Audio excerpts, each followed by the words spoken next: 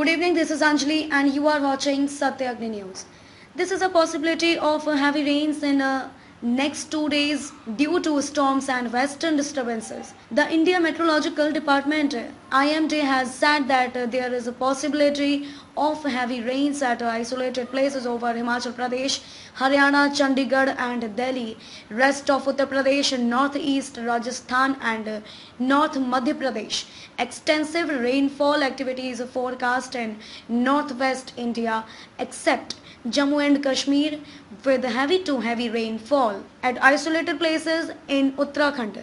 Heavy to very heavy rainfall may occur at different places in northwest Uttar Pradesh. The effect of a cyclonic storm is also visible on the weather of North India. Due to cyclone Taukte, western disturbances are seen to be active again across the country. Due to this, rain and thunderstorm are expected in many states of the country. It can be seen in many states of the country including UP, Delhi. In Himachal Pradesh, rain and hailstorm warnings have been issued, while there are chances of heavy rains in the mountains, while snowfall has been forecast in the high Himalayas.